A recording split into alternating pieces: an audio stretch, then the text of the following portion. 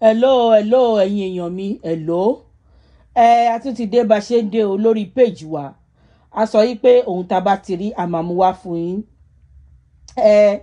A fẹ́ mú ọ̀rọ̀ wá fún yín lórí nǹkan tó ń ṣẹlẹ̀ lórí Facebook lọ́wọ́. Afọlọ́run síwájú, àfilédùmarè síwájú, a dẹ̀ ṣe bá gbogbo àwọn tó yẹ kí a ṣe ìbà fún kí bá wa kò ṣẹ. A fẹ́ sọ̀rọ̀ lórí analysis tí Dodo tó ń ṣe lọ́wọ́.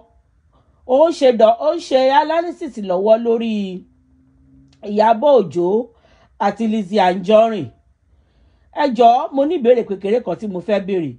Kí ni ìdí tí Dodo ṣe ń ṣe analysis lórí Iyabo àti Lizzy Anjorin?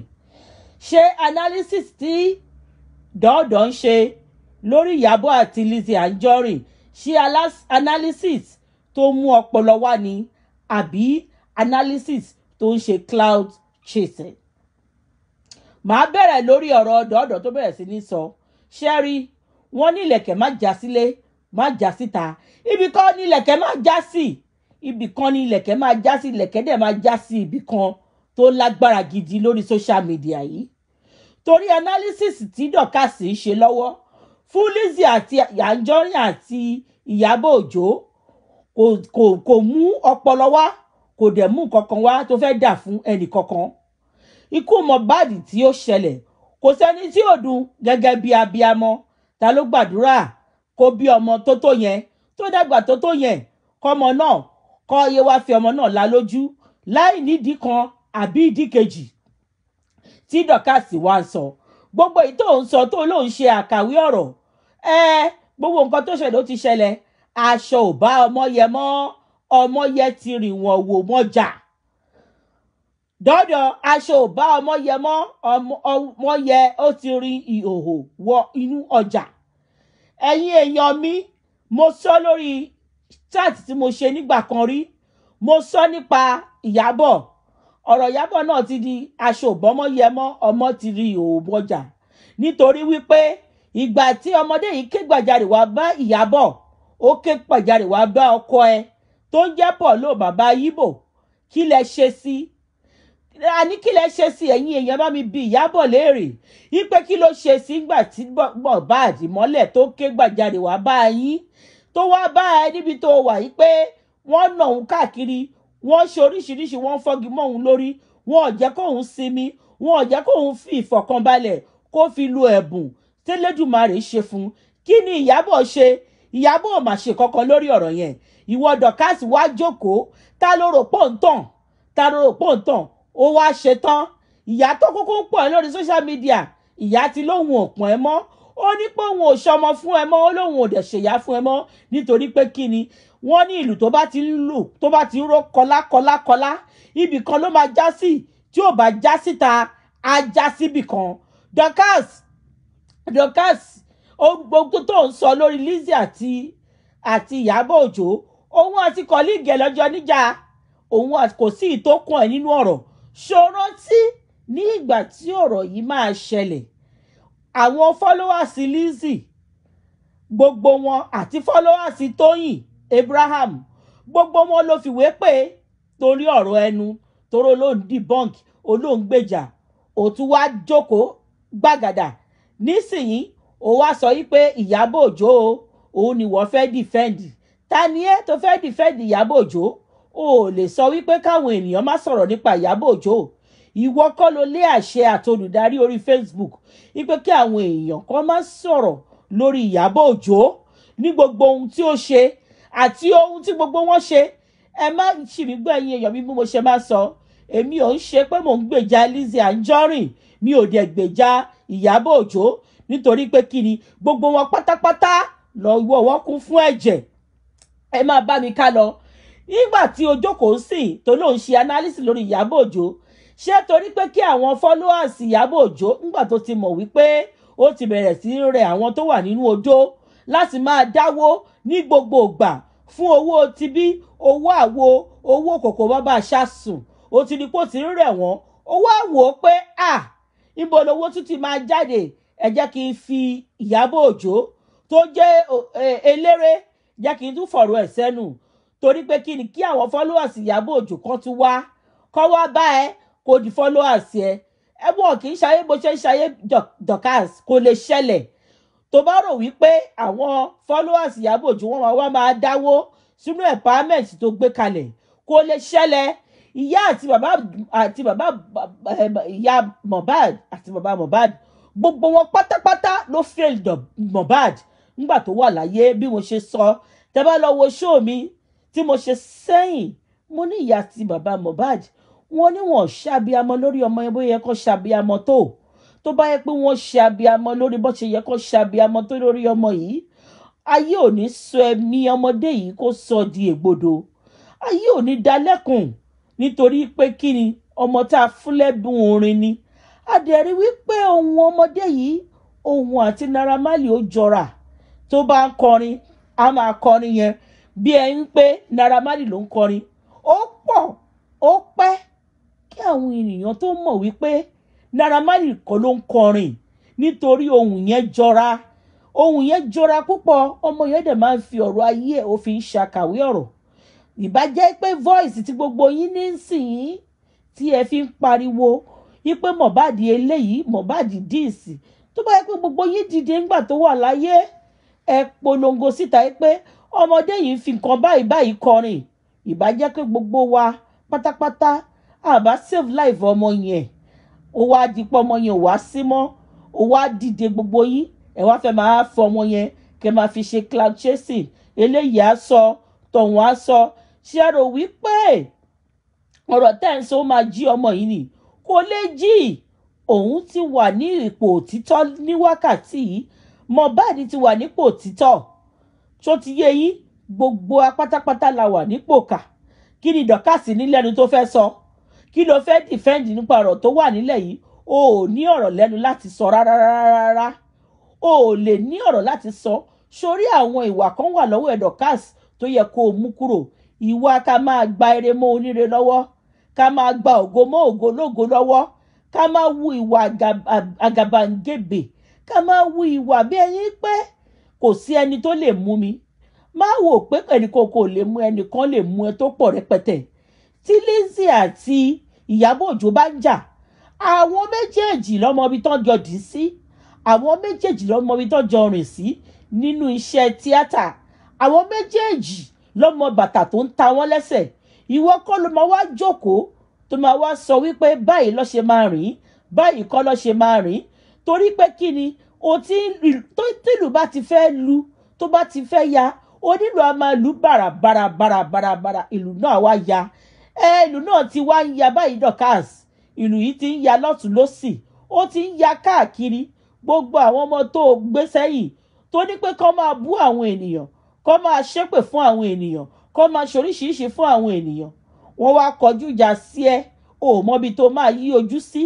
o mọbi tó máa yí ọwọ́ sí o mọ̀ pọ́rọ̀ kan là ń sọ ọ̀rọ̀ kankan là ń sọ tó lórí ọ̀rọ̀ tó wà nílẹ̀ yìí aṣọ ò bá mọ́ yẹ mọ́ ọmọ yẹ ti rì wòwò ọjà ṣó ti yí ẹ Dorkas ọ̀rọ̀ tó wà nílẹ̀ yìí ò lè divert ẹ̀ to anything ò lè divert ọ̀rọ̀ yìí to anything torí ìyá lókè ọ̀hún tó pọ̀n ẹ́ tó láwọn abiyamọ abọ̀já gbọ̀rọ̀gbọ̀rọ̀ wọ́n ti ní pé o kì í ṣọmọ tá a lè pọ̀n o kì í ṣọmọ tá a lè gbé sẹ́yìn o kì í ṣọmọ tá a lè pọ̀n tá a lè pè lọ́mọ ní ìgbà tí Tóyìn Ìdú Ọ̀gọ̀gán tó play fídíò ẹ níbi tó ti ń yáta yààyò ojú tì mí pé Dorkas ìwọ ló bá nínú gbogbo pẹ̀lẹ́pẹ̀lẹ́ yìí ló bá nídìí ìbàjẹ́ ìrọ̀fọ̀ yámáyàmá torí pé kí ni torí partner ẹ tẹ́ ń gbé káàkiri ìyá àlùjọ tó ń gbé káàkiri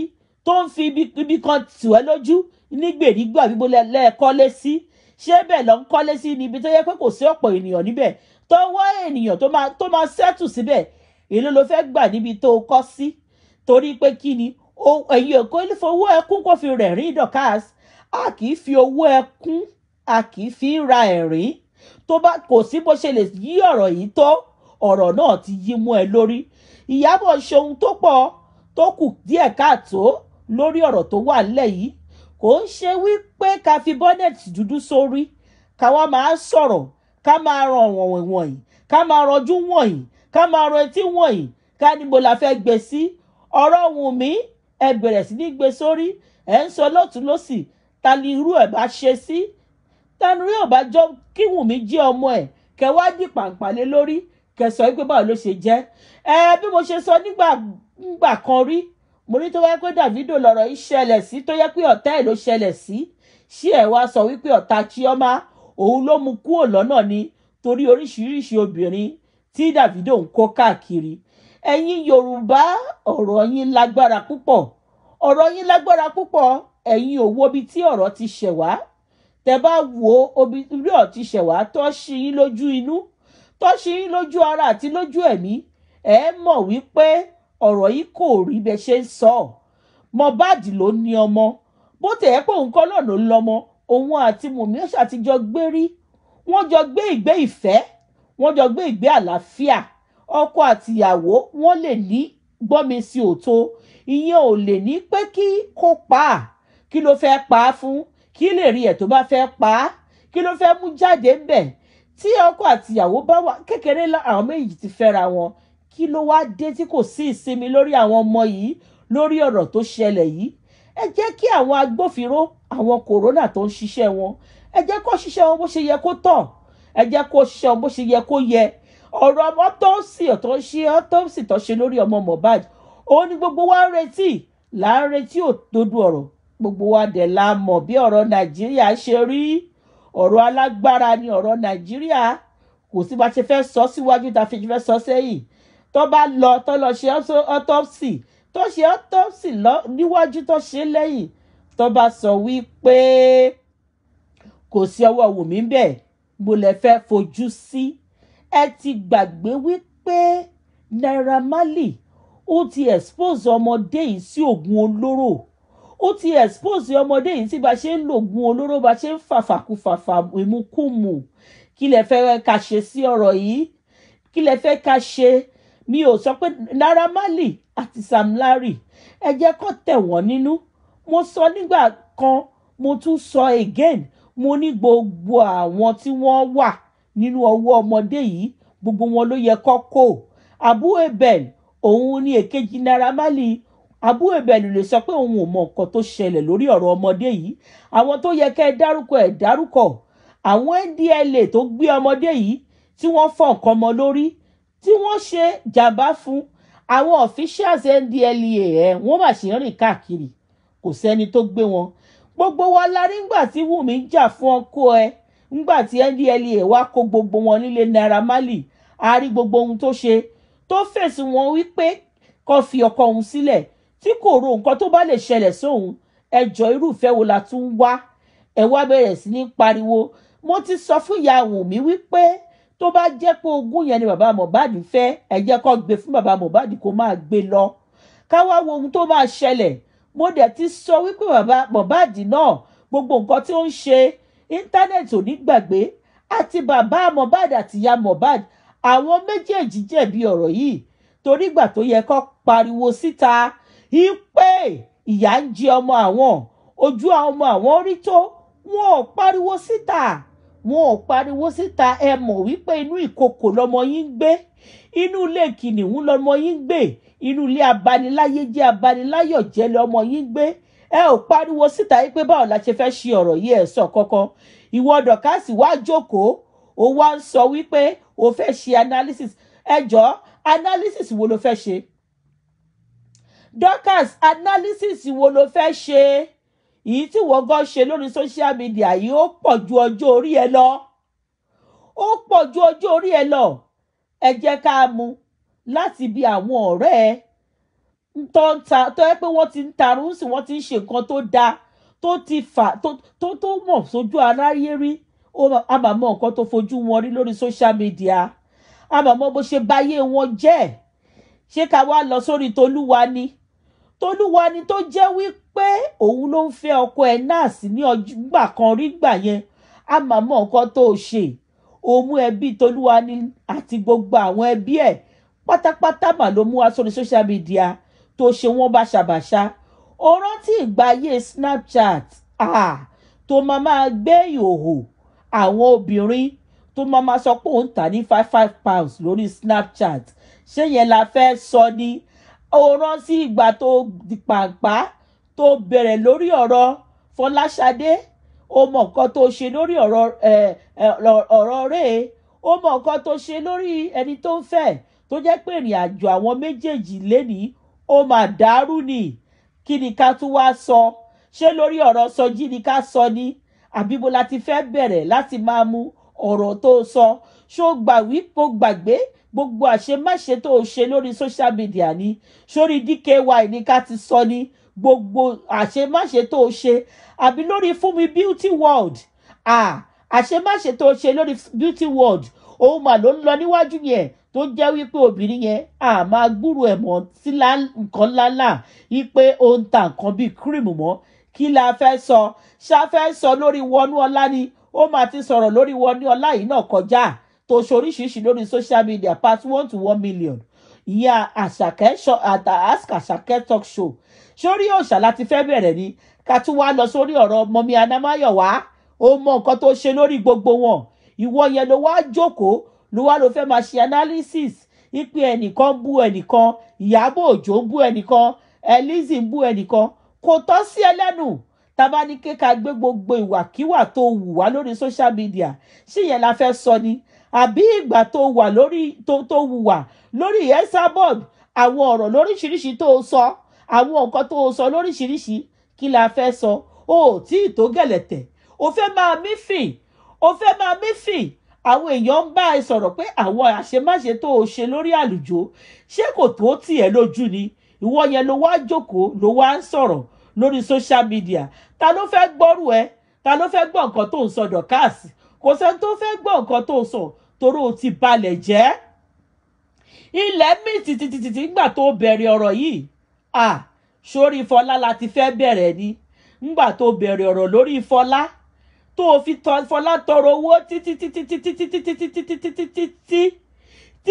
tó yẹ pé àròrí àrọ́rùn gbogbo nǹkan tó ṣe lórí Fọlá ó wá sọ wípé ó fẹ́ kọ́lé fún Fọlá àwọn followers ẹ náà ló máa dáwó gbogbo ẹ̀yin tẹ́ ti ń dáwó láti January àti dé February ẹ jọ̀ọ́ ẹ bá mi lọ sínú account tẹ́ ti ń dáwó sínú odó tẹ́ ń pè yìí èló lẹ ti dá ẹ bá mi ṣì gbogbo mọ̀lẹ́bí yín nínú wọn mà ló fẹ́ àánú àwọn mọ̀lẹ́bí yín mà ló fẹ́ jíjẹ ló fẹ́ mímu ló fẹ́ níná ló fẹ́ lílò ẹ jọ̀ọ́ kí lẹ ṣe fún wọn ẹ wá ń dáwó sínú apẹ̀rẹ̀ tó ń jọ omi apẹ̀rẹ̀ tí ò ní ìkọ́kọ́ tó máa mú káàkiri ẹ̀yin òdó ṣíàǹsì àbí kí lẹ pera yín dọ̀kásì náà tún wá jókòó ó wá lòun ṣe analysis ọ̀rọ̀ òótọ́ sí ẹlẹ́nu láti sọ ohun tó bá wù Lizzy ló máa fi Ìyábọ̀ wé ohun tó bá dẹ̀ wù Ìyábọ̀ ló máa fi Lizzy wé nítorí pé kí ni àwọn méjèèjì lọ́mọbi tó ti ń bọ̀ àwọn méjèèjì lọ́mọbi tó ti fẹ́ dé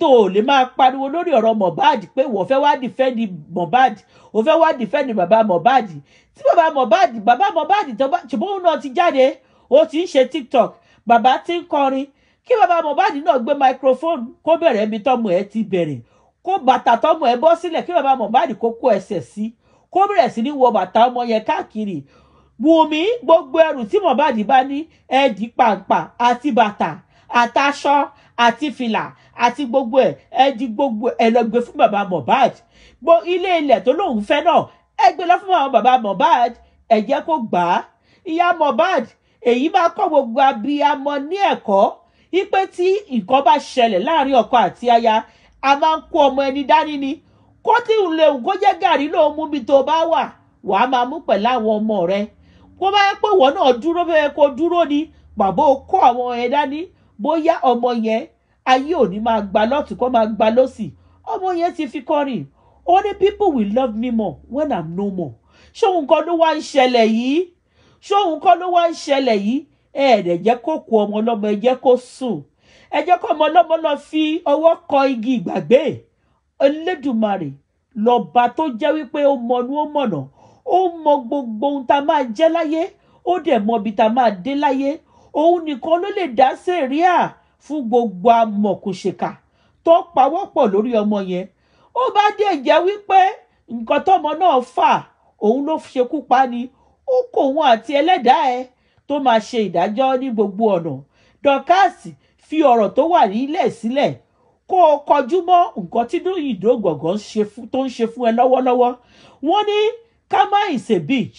Òótọ́ ọ̀rọ̀ ni ọ̀rọ̀ òyìnbó tó ní Kama is a bitch. Kama òótọ́ ni Kama is a bitch. Gbogbo iṣẹ́ tí wọ́n náà ṣe lórí social media àti búburú àti re gbogbo ẹni wọ́n náà máa kẹ́sùn ẹ ló máa kẹ́sùn ẹ pátápátá.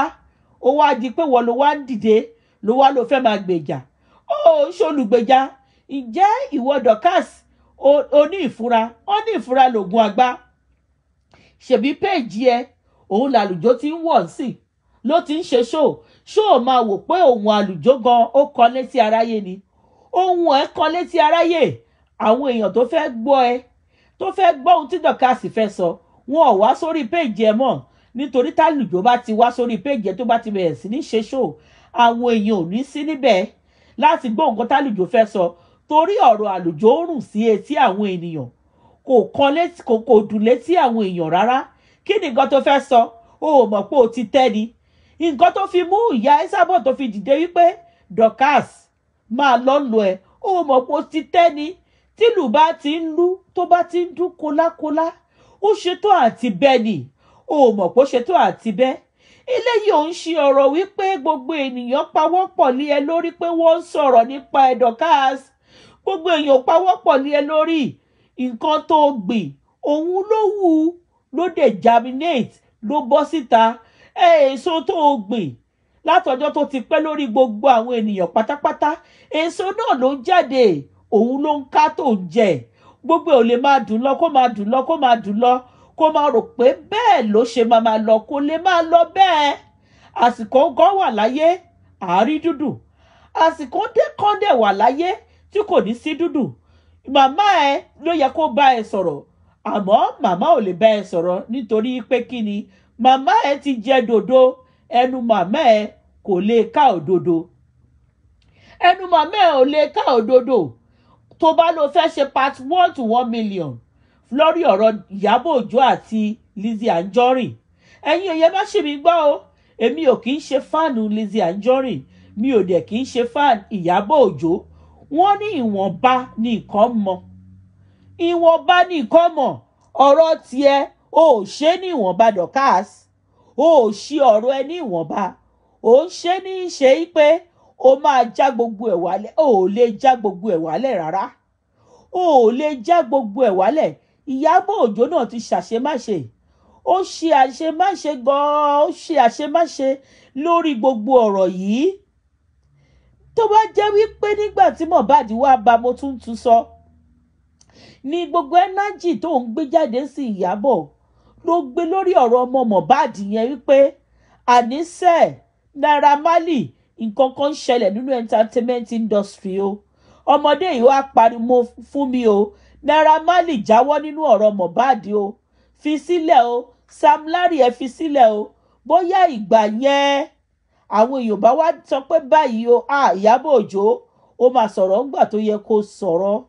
Ṣùgbọ́n ọ̀rọ̀ tó ń sọ sí kò sí àsìkò mọ́. Ọkọ̀ tó ti ṣí ni Mohbad ti lọ. Mohbad gan máa wẹ̀ níbi tó bá wà yìí pé kí lọmọbìnrin Iyabo yìí ń sọ. Ìgbà tóun nídìí ìrànlọ́wọ́ ẹ tóun nídìí voice ẹ ó máa dìde kó ràn mí lọ́wọ́. Ìgbà tí mo wá lọ tán ló wá dìde ló wá sọ wípé o fẹ́ jà fún mi. Jíjà wo ló fẹ́ jà? Kò sọ̀rọ̀ tó fẹ́ jà. Kò sí ọ̀rọ̀ tó fẹ́ jà. Tí Lizzy Anjorin bá sọ kankan nípa ẹ ó jàre ẹ̀. Gbogbo nǹkan tó bá sọ ó jàre ẹ̀. Nítorí pé kí nígbà tó yẹ kó sọ̀rọ̀ bí abiyamọ ó sọ̀rọ̀ nípa abiyamọ. Ó mọ̀ pé ọ̀rọ̀ tó sọ̀rọ̀ tó lágbára ni. Onígbà tí àwọn ọmọ ẹ tó lọ sílé Naira Marley ó ní àwọn ọmọ ẹ ó ní Naira Marley fún wọn lógún olóró mu. Ó dẹ̀ pariwo síta. Ẹjọ́ abiyamọ wo ló ń dákẹ́ wípé èèyàn rán ọmọ lọ síbì kan wọ́n fún ọmọ ẹ̀ lógún olóró tó dákẹ́ tí kì í bá ṣe pé ọ̀rọ̀ wa àti Naira Marley ó ní kọ̀lọ̀fín nínú. Gbogbo nǹkan tó ń ṣẹlẹ̀ ló ń ṣẹlẹ̀ nínú entertainment industry. Bẹ́ẹ̀ ló dẹ̀ ń ṣẹlẹ̀ nínú Nollywood tó jẹ́ pé èyí tó bọ́ síta òun làwọn ènìyàn rí. Èyí tó bọ́ síta làwọn ènìyàn rí. Bàbá Mohbad ti sọ tiẹ̀. Ìyá Mohbad ti sọ tiẹ̀. Wùmí ti sọ tiẹ̀, èyí tó bá kù tí Wùmí bá fẹ́ sọ ó máa sọ pẹ̀lú ìrora ni, nítorí ìbànújẹ́ ọkàn lọ́mọ yẹn wà lọ́wọ́lọ́wọ́. Ta ló lè gbàdúrà pé nǹkan tó ń ṣẹlẹ̀ sí Wùmí kó ṣẹlẹ̀ sí Wùmí? Ìwọ wá jókòó, ó wá ń sọ wípé o fẹ́ debunk, o fẹ́ ṣe analysis lórí Lizzy Anjorin, o fẹ́ ṣe analysis lórí Iyabo. Ta bá ní kí gbogbo àgbáyé tó wà lórí Facebook kó jókòó, kó lọ gbé gbogbo past ẹ jáde, ìwọ ọmọ dọ́dọ̀ yìí, kó wá ṣe analysis sí. Orí ẹ ò gbé, ẹ̀mí ẹ ò gbé, torí pé kí ni o ti balẹ̀ jẹ́.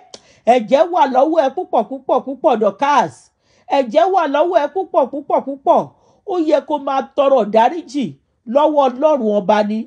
Ṣòro wípé tójú ojú àpá ṣó máa dàbí ojú ara ni. Gbogbo àwọn pátápátá tí mo ti kà yìí tó ṣe ohun tí ò dáa fún, tó sọ̀rọ̀ wọn láì dáa, tó gbé ẹbí wọn wá, tó gbé ọmọ wọn wá. Ó rántí ń gbà yẹ kókó bẹ́rì, ìwọ ló ṣiṣẹ́ burúkú yẹn, tẹ́ ń gbé àwọn ọmọ ọlọ́mọ sínú pósí, tẹ́ ní pé mo làwọn ọmọ fẹ́ gbà. Ó wá dìde, ó wá sọ pé ó fẹ́ debunk ta ni? O ò lè fi followers Iyabo kó tún fi gùn ké. Gbogbo èyí tó ń ṣe yẹn ó yé wa. Àwọn ọlọ́gbọ́n là ń sọ̀rọ̀ yìí, nítorí pé kí ni àwọn followers Iyabo ló tún fẹ́ fi gùn ké láti máa fi sọ̀rọ̀ lórí social media. Àwọn ò dẹ̀ nígbà fún ẹ. Tó bá fẹ́ sọ̀rọ̀ topic, sọ̀rọ̀ tó bá fẹ́ sọ on a neutral level, nítorí pé kí ni tá bá ní ká gbé àwọn èèyàn tó bayọ̀ láyé jẹ́ lóríṣiríṣi. Part 1 to 1 billion mà ló ṣe. Kí la fẹ́ sọ lórí ọ̀rọ̀ Sọjí? Ibi tó rán lọ, ó rán Sọjí lọ sí ibi iṣẹ́ dé tòru. Kí ló le tó yẹn lórí pé mo bú ẹ, mi ò bú ẹ? O tún pètèpèrò, Onítòyìn Ìdó Ọ̀gọ̀gọ̀, olóòtú fẹ́ lọ gbóhùn náà, o tún fẹ́ lọ ṣàṣìkálò. Ká máa wò tọ́lọ́run bá fún ẹ ṣe, tọ́lọ́run bá fún ẹ ṣe. Torí pé kí ni tá àgbàlagbà bá ń sọ̀rọ̀, àgbàlagbà ló mọ ibi tí gbogbo ẹ̀ máa wó sí. Àgbàlagbà ló mọ ibi tí gbogbo ẹ̀ máa wó sí. O wá lè lọ sí Nàìjà, olóògbé fẹ́ gbé bodyguard kan lọ́sùn, fẹ́ gbé bodyguard kan síbi kan lọ́tún àtòsí. Olódùmarè mà lọ́ba tó ń ṣọ́ èèyàn, kò máa ń ṣe èèyàn. Olódùmarè mà nìkan lọ́ba tó ń dáàbò bẹ̀dá, kò máa ń ṣe èèyàn. Gbogbo èyí tó ń sọ lórí social media, abánidá ò ní bá ní débẹ̀ Dorcas. Abánidá ò ní bá ní débẹ̀ o. Wo nǹkan tó ṣe fún Bísí. Ẹni tó máa ṣe nǹkan fún Bísí ó máa ṣe rìn káàkiri. Òòṣà máa ṣe rìn káàkiri, ó máa ń ṣe ṣó o. Tó yẹ́yẹ́ secret, òun náà máa ṣe rìn káàkiri, ó máa ń ṣe ṣó o. Ọmọdé yìí rọra ṣe ilẹ̀ yọ̀ Dorcas, rọra ṣe ilẹ̀ yọ̀. Ṣé àlùjọ ló máa gbé ẹ délẹ̀ lérí? Àlùjọ ò lè gbé ẹ délẹ̀ lérí o. Òfúùtù fẹ́ tẹ́ni. Gbogbo alamọ bó ṣe ń lọ wípé àlùjọ bó ṣe wà yọmọ Òkòròdú fúnra rẹ̀, ó ti fi nǹkan banú, ó ti wẹ wíwẹ, ó ti jẹ jíjẹ, ó ti mu múmú, ó ti lo nílò. Àlùjọ máa tì ẹ́ pa ni Dorcas. Gbogbo èrè tó rí àlùjọ ó máa tì ẹ́ pa ni lórí ọ̀rọ̀ tó wà nílẹ̀ yìí. Àlùjọ ní kankan láti lose, ṣé o mọ̀ ni? Nàìjà làlùjọ ń gbé, àti jẹ àti mu, òun ló má àlùjọ wá sórí social media. Tí yẹn bá máa sọ, alóhùn ti wà lórí sọ̀rọ̀sọ̀rọ̀ láti yí ọjọ́ tó ti pẹ́. Sọ̀rọ̀sọ̀rọ̀ tó ń ṣe ẹjọ́ ta ló mọ ohun ẹ?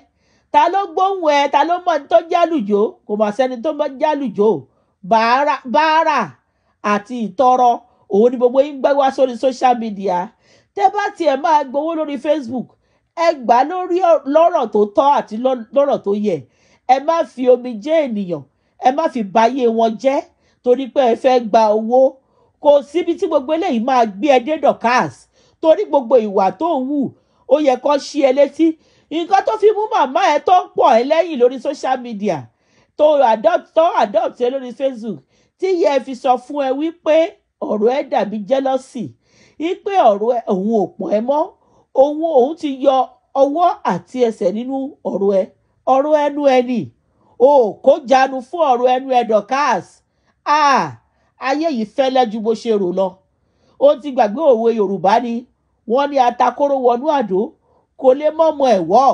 Nǹkan tí Lizzy bá fẹ́ ṣe pẹ̀lú Iyabo Ojo, àwọn olóríra wọn àwọn ọlọ́mọ ohun tó fẹ́ ṣe. Ìyábọ̀ Òjó náà ti balẹ̀ jẹ́ ṣé ohun tí bàbá Ìjẹ̀ṣà ṣe ni ohun tí bàbá Ìjẹ̀ṣà ṣe à sọ pé nǹkan tó ṣe dà à sọ pé nǹkan tó ṣe torí pé kí ni a ò sí ń bẹ̀. Ẹ má máa jẹ́ ká máa fi ohun tí a ò sí ń bẹ̀ ká máa fi dúró gọgọgọgọgọ yí pé ẹni yìí máa wálẹ̀ ni. Ta lọ́rùn ò bá mọ́nítọ̀ ń wálẹ̀ ta ni ìwọ tó fẹ́ mú ènìyàn wálẹ̀. Ọ̀rọ̀ wo ló wà lẹ́nu ẹ tó fẹ́ sọ nípa Ìyábọ̀ Òjó? Ìyá tó gbé Ìyábọ̀ Òjó pọ̀ lórí social media gan-an ìyá ewé mi ò rò bóyá ìyá ewé gan jókòó kó ní òun fẹ́ ṣe analysis lórí ọ̀rọ̀ Iyabo Ojo àti Lizzy Anjorin. Kí ló fẹ́ sọ? Ọ̀rọ̀ wo ló wà lẹ́nu ẹ tó fẹ́ sọ Dorkas? Kò sí ọ̀rọ̀ kankan tó fẹ́ sọ torí wípé kí ni ọ̀rọ̀ tó fẹ́ sọ ó ti ń korò. Ọ̀rọ̀ tó fẹ́ sọ ó ti ń korò. Ìtìjú ló jẹ́ fún ẹ fún gbogbo nǹkan tá à ń gbọ́ níbi tó ti ń yàtà yàáyó tí Tóyìn ọ̀gọ̀gọ̀ tó play fún wa tá a gbọ́ nígbà tí mo gbọ́ eré ni mo tiẹ̀ kọ́kọ́ pé gbogbo nǹkan tó ń sọ nípa ẹ̀ ṣùgbọ́n gbogbo àtàwọn á gbọ́ wípé princess òun ló rìkọ́ọ̀dì ẹ ṣùgbọ́n ìméjì lẹ́jọ́ lọ sẹ́kọ̀ọ́ tó rìkọ́ọ̀dì ẹbí tó ti ń ṣe ìranù tó ń ṣe yàmàyàmá ìwọ yẹn ló wá fẹ́ jókòó ló wá fẹ́ sọ̀rọ̀. Ọ̀rọ̀ Yorùbá ò dùn mí torí pé Yorùbá ibi tó yẹ ká sọ̀rọ̀ sí àní sọ̀rọ̀ síbẹ̀. Ẹ̀yin ìyá ẹ̀yin bàbá tẹ wá ń pè lórí social media tẹ́ ẹ̀ ń sọ wípé wọ́n rojọ́ pé nìkan báyọ̀ kan sùn ẹṣẹ́ nìkan ò báyọ̀ kan sùn ní ẹjọ́ ṣé gbogbo yín lè fi irú ẹ̀ tọrọ fọ́mọ yín wípé kọ́ máa rìkọ́ọ̀dù ọmọ yín ibi tọ́mọ yín ti ń ṣe yámayàmá ẹni yẹn lẹ wá jókòó tì tẹ fẹ́ máa gbọ́rọ̀ ẹ̀. Ọ̀rọ̀ wo ló wà lẹ́nu ẹ̀ Dorkas? Kò sọ̀rọ̀ kankan tó wà lẹ́nu ẹ̀ tó rọ́rùn ẹ̀ ti kan ọ̀rọ̀ ẹ̀ ti kan gbogbo àwọn tó sọ màmá ìyá ewé wọ́n ní ikú tó bá máa pani tó bá ti ṣí ni nífìlà ó yẹ ká yẹ rí ni nǹkan tó pojú gbà ẹ ni òwe ló ń pamọ́ ni. Ṣé ẹ rántí nígbà tolúwa ní débì yẹn Kwame tí Dorkas gba ọ̀yẹ́ olówó Kwame lọ́wọ́ ẹ̀yin mọ̀lẹ́pọ̀n tẹ sọ wípé Dorkas máa jó lọ́mọ owó ẹ̀yẹ ó gbà ọ̀yẹ́ olówó ó gbàgbé ni ẹ wá fẹ́ máa sọ̀rọ̀ nípa Ọlábànjí farms ẹ fẹ́ máa sọ̀rọ̀ nípa PSOs. Ṣé ẹ mọ̀ yìí pé Dorkas ó ti rìn bèbè bẹ̀ ni ó ti rìn bèbè bẹ̀ kẹ́ tó mọ nǹkan tó ṣẹlẹ̀ ó ti gbà wọ́n mọ yín lọ́wọ́ ṣẹ̀dẹ̀ mọ̀ pé bí àtijọ́ àti mú yín ni ó níye tí Ọlábànjí mú wọlé fún yín ó níye tí PSOs mú wọlé fún yín House of Frida tó fẹ́ lọ pokùnso lọ́jọ́ kìíní àná ó níye tó mú wọlé fún yín. Ọmọ yìí ìwà tó wà lórí ọwọ́ ọmọ tó ń jẹ́ Dorkas ìwà burúkú ni ìwà ká máa jí nǹkan by trick ká máa gba ọrẹ lọ́wọ́ èèyàn by trick ká máa dúró yí pé kí la fẹ́ ṣe lórí social media kí làwọn èèyàn ò ní ṣe fún ẹ lórí social media. Àwọn tó gbẹ́ lẹ́yìn lọ́jọ́ kìíní àná àwọn ẹlẹ́gbàá òróró àrọ̀ àwọn ìdó ọ̀gàngán tó gbẹ́ lẹ́yìn tó ní kó máa bú àwọn ènìyàn kọ́ máa gbé èrè síta kọ́ máa fi èrè kọ́ máa fi júwe àwọn èèyàn kọ́ máa ṣépè fáwọn èèyàn tó yìí dí ọ̀gàngán tó gbẹ́ lẹ́yìn nǹkan tó abẹ́rẹ́ tó fi ń gún àwọn èèyàn lọ́ fi ń gún ẹ padà. Kí ló wá dé tó wá yẹ kó dùn ẹ́? Kò yẹ kó dùn ẹ́ bó ṣe máa ń rí lára èèyàn gbáà ní nǹkan tó ṣẹlẹ̀. Ìwọ wá sọ pé níbo náà fẹ́ gbégbà níbo náà fẹ́ gbégbà níbo náà fẹ́ gbégbà níbo náà fẹ́ gbé ọ̀rọ̀ gbà wọ́n máa sọ torí pé kí ni bí ìwọ náà ṣe ń sọ tiwọn nìyẹn. So tó bá ń sọ tiẹ̀ bẹ́ẹ̀ kò yẹ kó ká ẹ lára torí ìwọ náà ti ṣàṣemáṣe. Àwọn ìyàwó ilé tó ń ta ìwòho wọn ní $5 lórí Snapchat £5 lórí Snapchat nígbà kan rí orántí tó ní orí pépà nìkan ti sanwó wọ́n máa gbé òun wọn jáde ẹ jẹ́ kí la fẹ́ sọ. Fọlájáde Látúnjí kan bàbá ọgọ́ tó ṣe fún ìyá ẹ̀ may her soul rest in peace. Ìyá tó dolóògbé àgbàlagbà a máa mọ nǹkan tó ṣe fún wọn. Ìwọ yẹn ló wá lẹ́nu ọ̀rọ̀ ló fẹ́ máa sọ̀rọ̀ lórí social media. Kí ni Iyabo Ojo ṣetán lórí social media yìí? Kí ni o ṣetán? Ṣèbó òun náà ń parọ́ lórí social media ni tó nílé tó wù rent ilé tó rent tó ṣe housewarming. Ṣé ìyá máa ń ṣe housewarming lórí ilé onílé ni? Kí ló dé tí Iyabo Ojo ṣe housewarming? Torí pé ṣèbí ọmọ Edo Ehi CEO Sayavet torí pé ọmọ yẹn fi 30 years ó fi ṣe ó kọ́lé alárànbarà fúnra ẹ̀ tó gbé wá sórí social media pé kí lọ́lọ́ ọmọ tó ń ṣe interior decoration ṣebí ìyẹn ni wọ Ìyábọ̀ rí tí wọ́n náà ṣe gàdàgàdàgàdàgàdà pé ìwọ nìkan wá bá wọ́n náà ṣe housewarming ẹ̀yin èèyàn ti gbàgbé ni ṣebí gbà tọmọ sayavet yẹn tó ṣe housewarming tó lóun kọ́lé ṣebí ẹ̀yin ẹ̀ nígbà Ìyábọ̀ náà dìde tó lóun náà kọ́lé láì mọ̀ pé ilé mi rẹ́ǹtì ni irọ́ ń parọ́ fúrọ́ èké ń parọ́ fèké talẹ̀ ń tàn lórí social media ẹ̀ ń tọ́ra yín kí la wá ń sọ tá a sọ tán kí là ń sọ tá a sọ tán dọ́kàsì ó ti wọ aṣọ ẹ̀tẹ́ kí ló ń sọ ọ̀rọ̀ láago mélòó ọkọ̀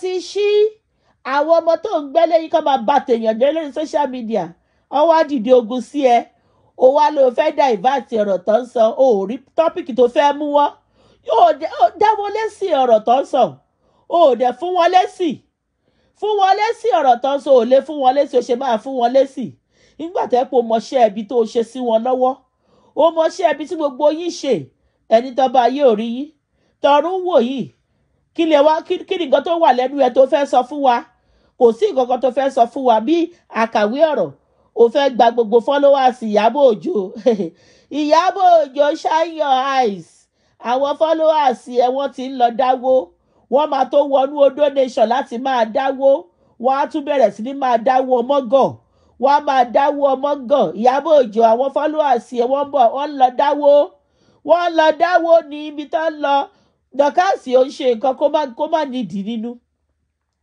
dọ́kàsì ó ń ṣiṣẹ́ kó má yọ owó gbogbo èyí tó ń ṣe yẹn clout chasing lásán ló ń ṣe kò sí ìgbèjà kan tó fẹ́ gbèjà ṣé wọ Iyabo Ojo ló lè gbèjà rẹ̀ ni sọ fún mi ṣé wọ ló lẹ́nu láti gbèjà rẹ̀ dọ́kàsì ló fẹ́ lọ bá ó ti tẹ́ ò fa tẹ́tẹ́ dì ó lọ kọ́gbọ́n lọ́dọ̀ Tóyìn ó lọ́dọ̀ Tóyìn táìtàǹsì nígbà tó fẹ́ bi Tóyìn táìtàǹsì wò ó ṣé ni Tóyìn táìtàǹsì ó pariwo síta ni ó lóun ò réyàn kankan ṣẹ́ torí Tóyìn táìtàǹsì mọ̀ yìí pé òfò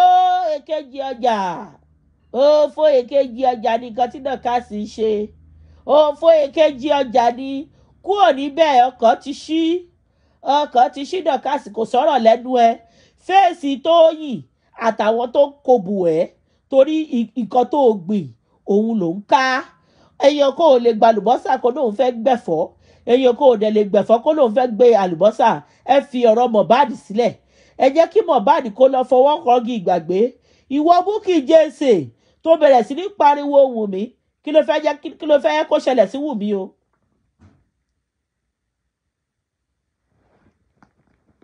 kí ló fẹ́ jẹ́ kó ṣẹlẹ̀ sí Wùmí nǹkan tó bá fẹ́ kó ṣẹlẹ̀ sí Wùmí kó jẹ́ ká sọ.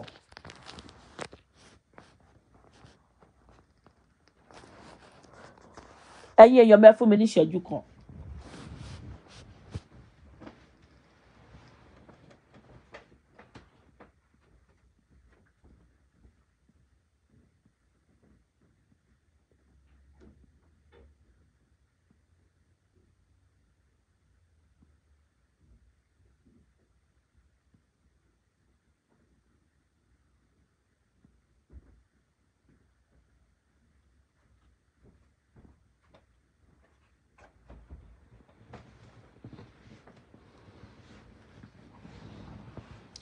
ẹ̀yin èèyàn mi máa padà wá.